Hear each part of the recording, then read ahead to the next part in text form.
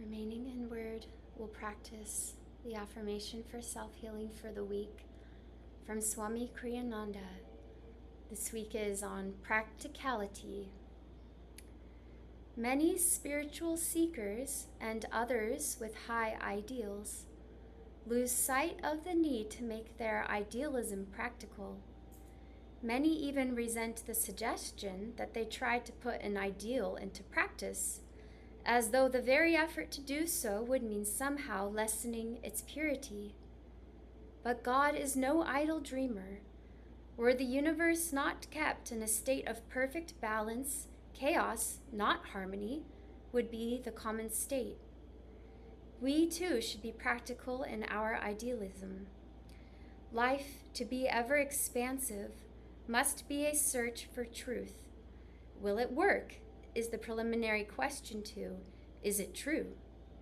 The test of an ideal is whether it is practical or not. By practicality, we mature from the state of idle dreaming to become emissaries of the truth. We'll practice this affirmation now together. I'll first read aloud and then you can repeat after me. First, we'll do it with great vigor and energy. Though my spirit soars. Though my spirit soars. In the skies of consciousness. In the skies of consciousness. My feet and hands. My feet and hands. Labor here on earth. Labor here on earth. To make truth real to all. To make truth real to all. And now a bit softer in a speaking voice. Though my spirit soars. Though my spirit soars. In the skies of consciousness. In the skies of consciousness. My feet and hands. My feet and hands. Labor here on earth. Labor here on earth. To make truth real to all. To make truth real to all. And now in a whisper. Though my spirit soars. Though my spirit soars. In the skies of consciousness. In the skies of consciousness. My feet and hands. My feet and hands. Labor here on earth. Labor here on earth. To make truth real to all. To make truth to all. And now we'll practice it one more time, this time in silence, feeling it still with great energy, great concentration. Though my spirit soars in the skies of consciousness, my feet and hands labor here on earth to make truth real to all. And now we'll listen to the prayer, feeling it in our hearts.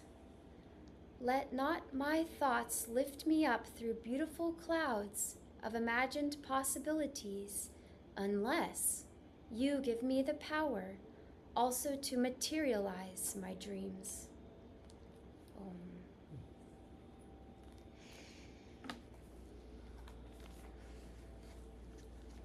Thanks everyone for being here.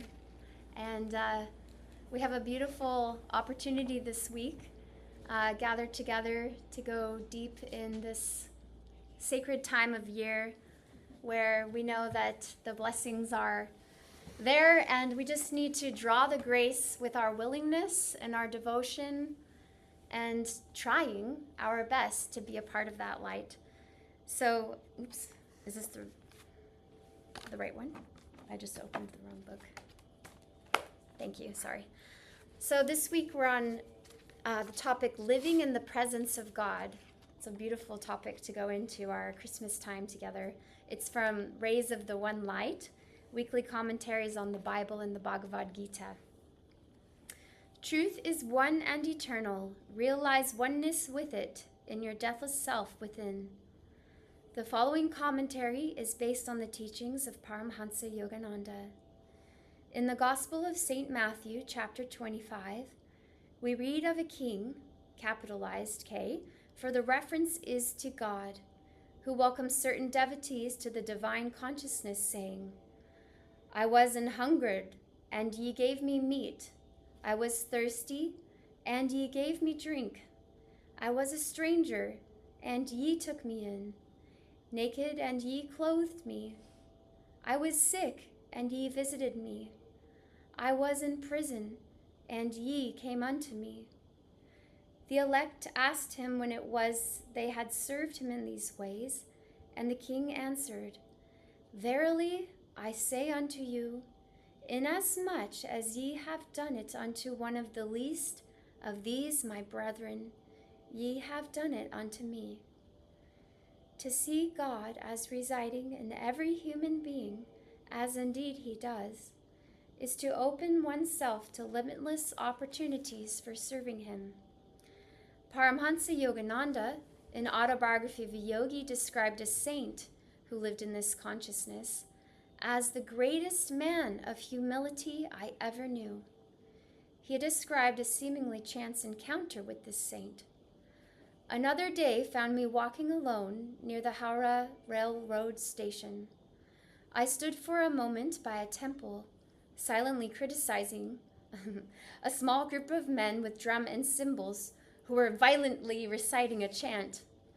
How undevotionally they use the Lord's divine name in mechanical repetition, I reflected.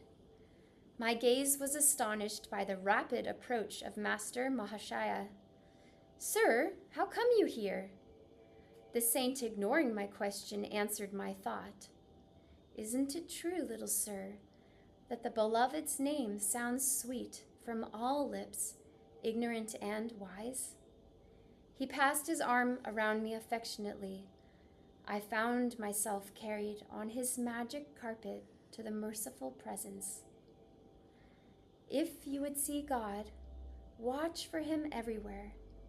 If you would hear his voice, listen for it in all sounds and also in their supporting silences.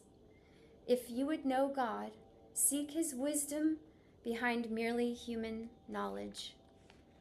The Bhagavad Gita in the 6th chapter states, One who beholds my presence everywhere, and all those dwelling equally in me, he never loses loving sight of me, nor I of him through all eternity.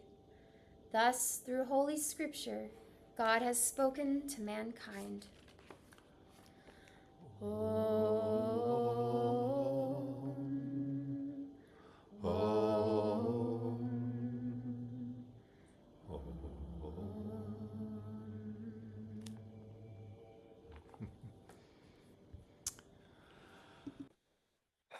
Well, it's been a while, but I do have a dad joke to start with today. And it's a bit of a statement. It's how do you make holy water? So how do you make holy water? You boil the hell out of it. And it's relatively relative to today's topic. But before I get to that point, I've got a quote from Nayaswami Asha, and it's the only difference between the worst criminal and the greatest saint is the way they behave. It's very interesting, isn't it? And it's kind of an interesting thing because during this period of time and reading or hearing that reading and then looking at the time around Christmas, we kind of, it's a relationship, it's a relativity. And I was listening to a talk by Nayaswami Jaya, and he was talking about the fact that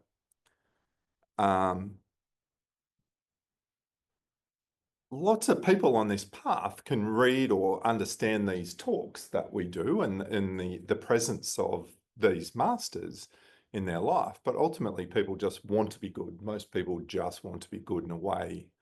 So a lot of people say, oh, look, they hear the path and they hear, meditation and they hear these things that we have to live by and all these great things. But ultimately, there's some people that just say in their life, they just want to be good.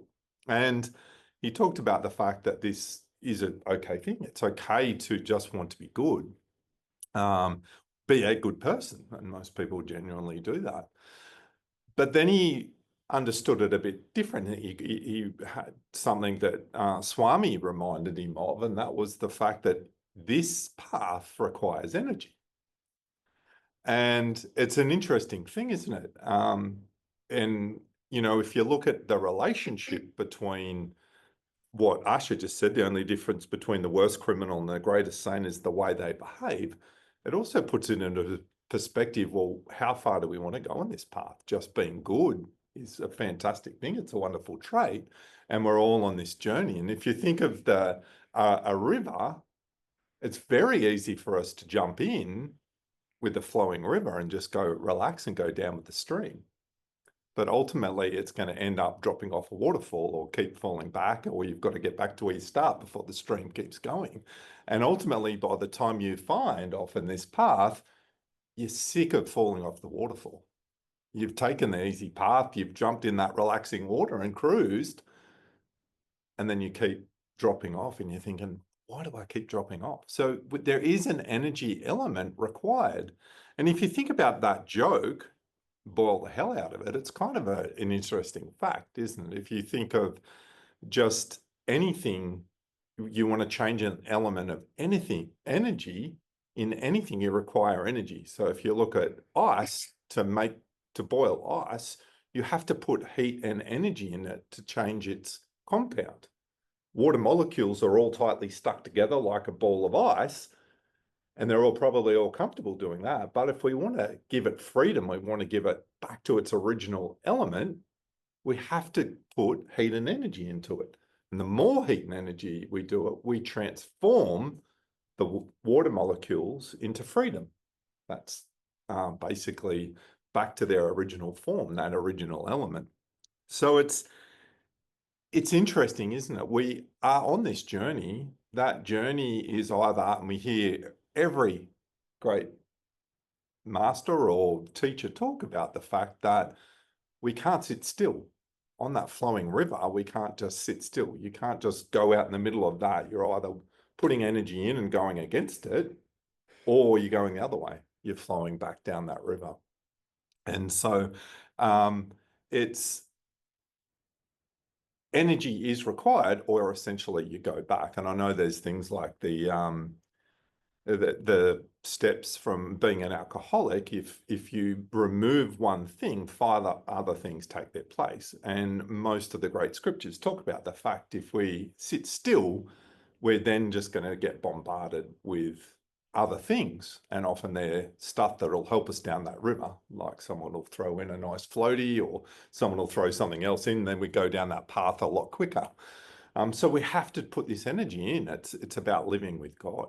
And so essentially, what do we look like? What does it feel like? And it's interesting, we just did this 8-hour meditation. And if you speak to most people and you say, oh, 8-hour meditation, the first point that most people will get is resistance. Because we're in this flow, aren't we? We're in this flow of going down. If we say, hey, let's fight against this, the first thing that your mind chatter does is go, oh, geez, I couldn't sit for 8 hours. And we all do it. And we sat for 8 hours and our resistance was there. And it's this interesting journey. But we have to do these steps. We can have all, the previous week we talked about, we can have all these great teachings. We can get lost in abundance of teachings and books and YouTube clips and all these amazing things that give us inspiration, but that inspiration can't do anything for you.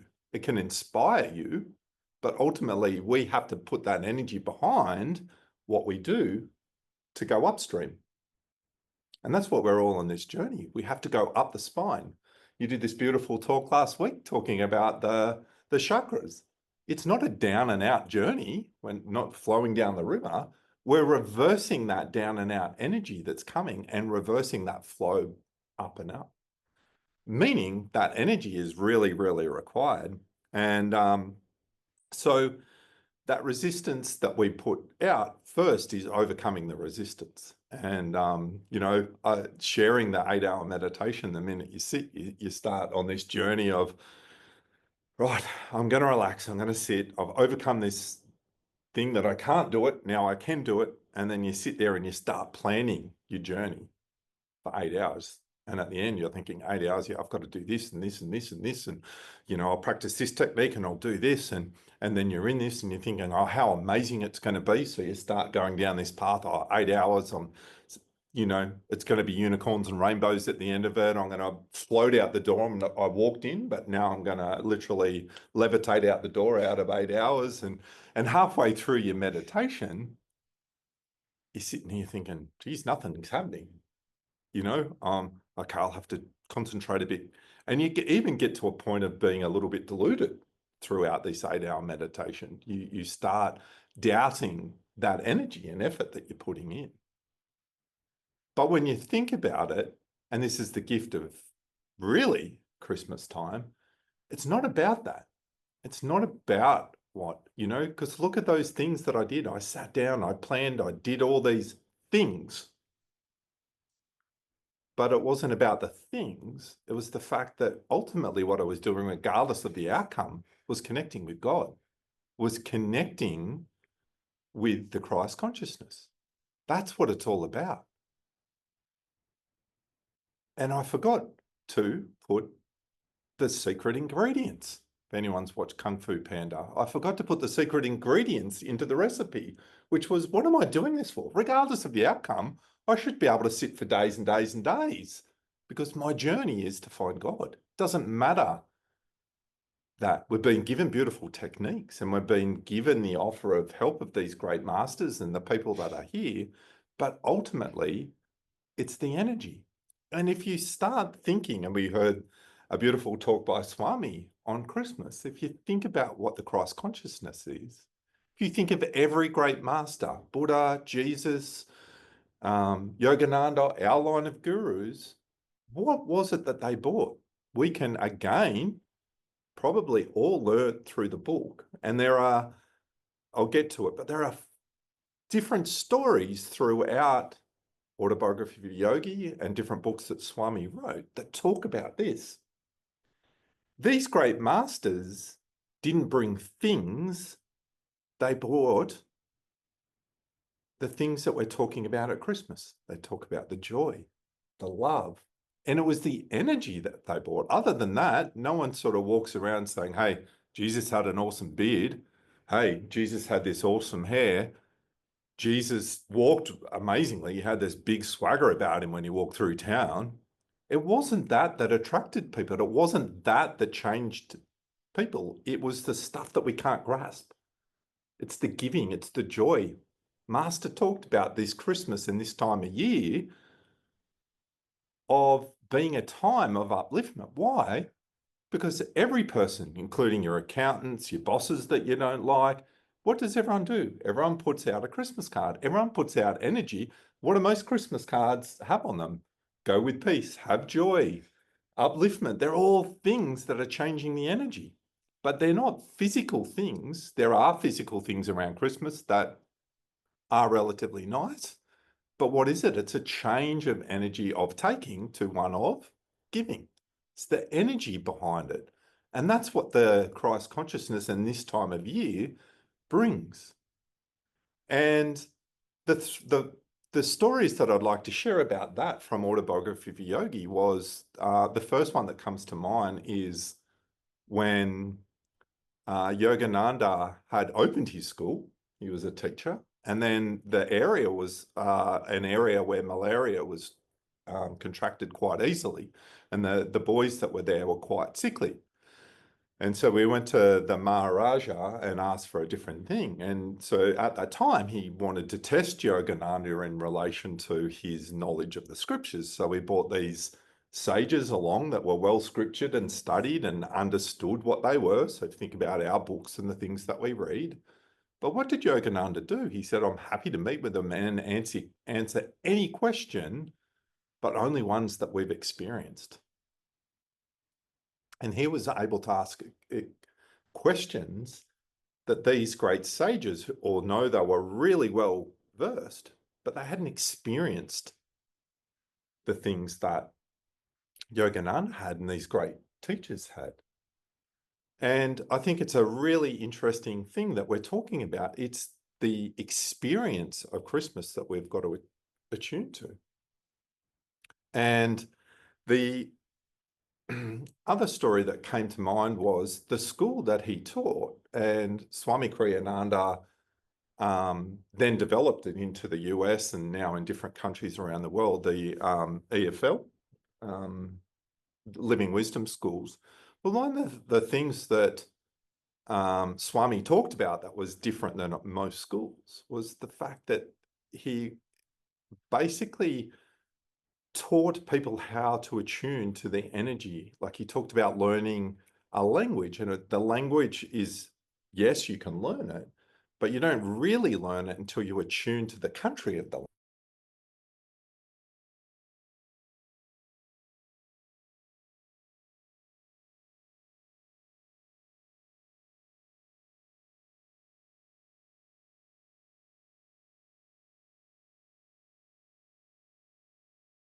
next thing that the next thing that the he bumped into the person at the store, whatever it was, it might have been Tandy or something, wherever he was going, but he bumped into them the next day. He goes, I had just a wonderful experience with you yesterday. You uplifted the rest of my day. What was it that you bought? And he talked about that just being a normal experience for him, but he brought with him the joy, the love, the things that we're talking about at Christmas. He carried those and held them high all the time.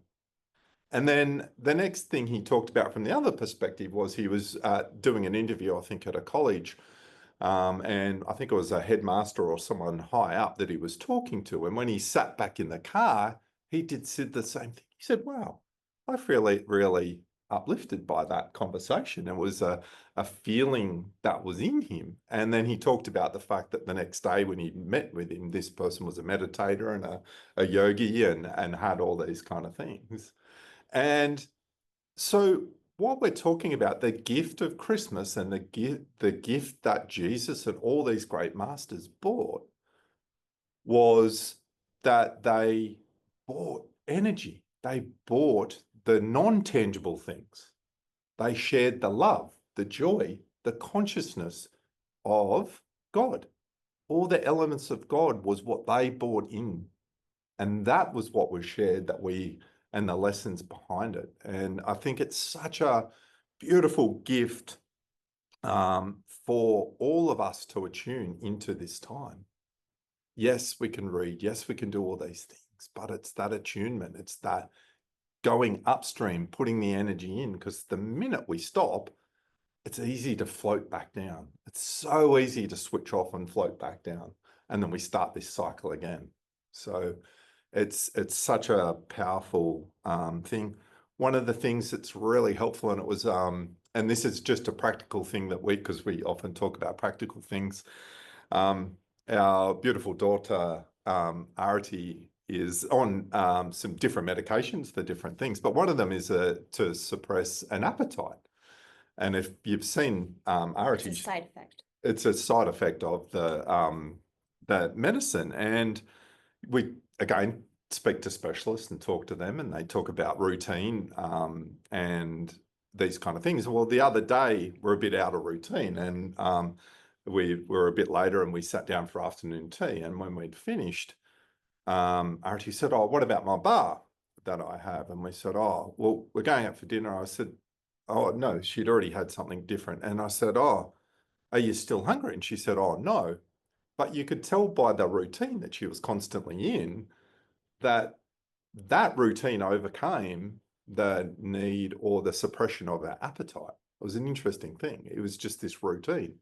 And so if we want to suppress those doubts or those things that pop up in our mind, routine's quite helpful. And we learn that from day one in lessons in meditation. How do we get into a nice routine of meditation? What are the things that we do? You know, it's the same space. We create the energy. We try and do it at the same time, whether it's the same physical time or whether it's the same time frame, you know, whether it's 10 minutes before I get home, I sit in the car or whatever it is. But we try and create that repetition. And one of those, it's amazing things that we can sort of keep on top of in relation to this. We can overcome a lot of things by being routined, keeping, you know, that the all the beautiful techniques that we've been given. It's a path of Kriya Yoga. There's not one higher Kriya or the simple fact of starting with the prayer and finishing. They are all the path of Kriya Yoga. Each one of those techniques is equally as important on this path, and we can fit those in and get into that routine of helping us upstream. These are all things to help us keep going up. It's like jumping in the river now, and we've got a pair of swim fins that help us go against it. And then, you know, when we get Kriya and we've got a guru, it's like a pair of swim fins and a surfboard to go up the other way and an outboard motor. So we've got all these great techniques in relation to it. And again, going back to the original and the beginning of the thing that's always got to be there is remembering that God loves those who love him. So it's remembering that that's really important. God loves those that love him. And remembering that to do that and accept God's love, we have to be channels. And that's what we always talk about from being channels. So just wanted to summarize a bit of what we've encapsulated this weekend as we tune into the spirit of Christmas.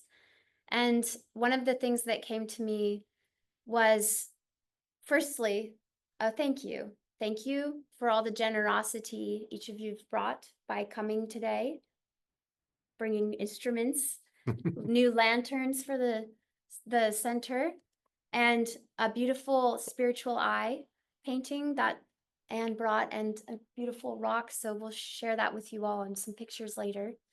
And also thanks to everyone who's come for any part of this weekend, whether it's today, whether it's the meditation, whether it was the oratorio, whether it was watching our child so we could attend things.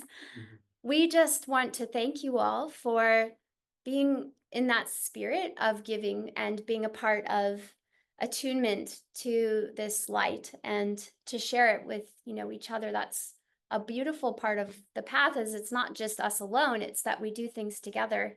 And because of that, it's a magnifying amplifier. You know, all the images of Ananda now seem to have that image of the temple of light, but what's in that image is the group, the congregation, the fellowship, as you know, Yogananda originally termed it, and the self being realized by coming together, because it's so powerful when you bring all that energy, as you were sharing, energy together.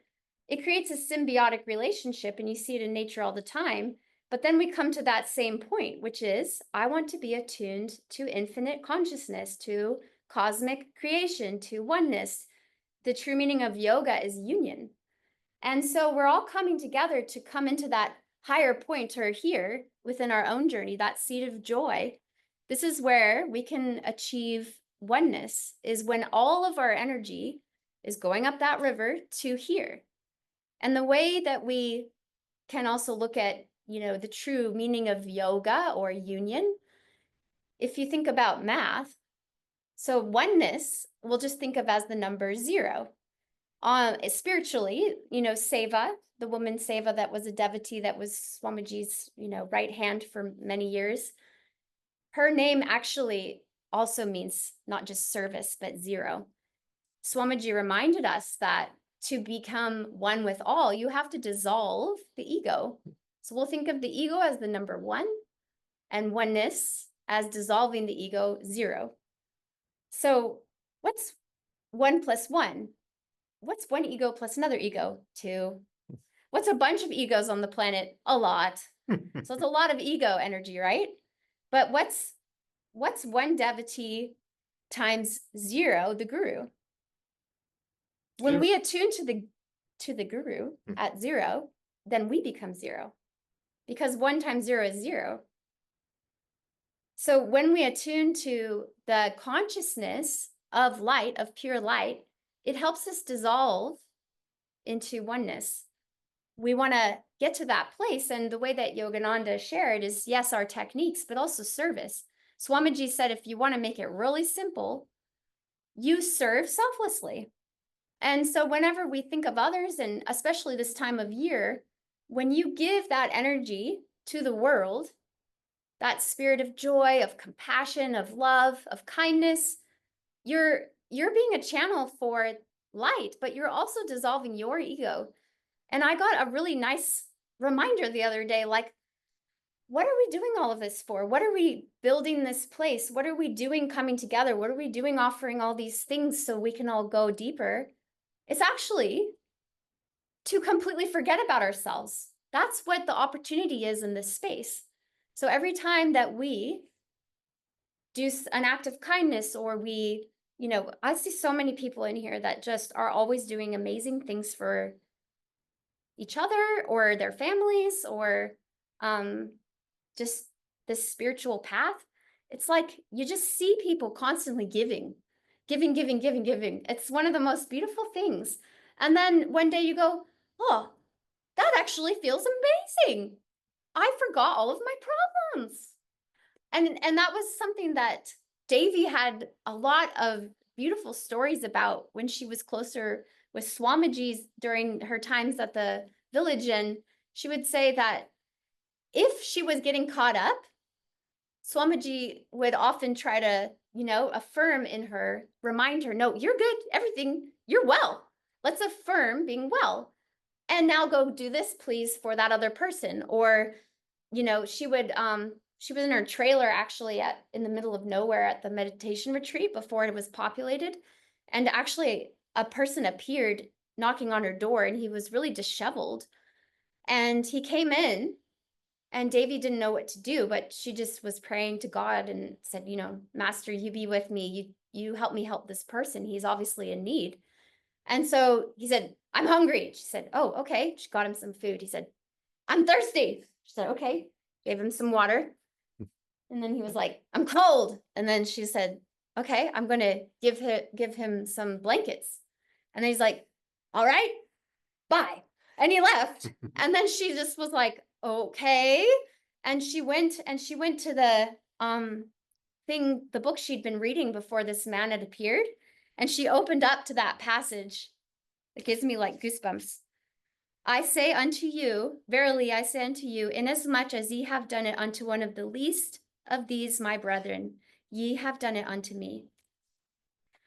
And she realized that that was God speaking to her, that we are serving God and we are dissolving that ego that keeps us in suffering away from God's bliss.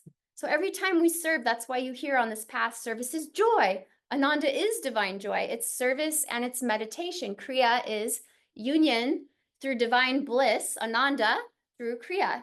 Kriya Ananda, our teacher, was bliss through the practice of Kriya, which is action for God. But that can be meditation or serving selflessly. So we want to do that so we can get our mathematics back to zero and be one with all through our own dissolving into spirit. So thank you. Thank you, beautiful souls. We'll share a few pieces of music now. Just take a moment to listen and go deep into this spirit.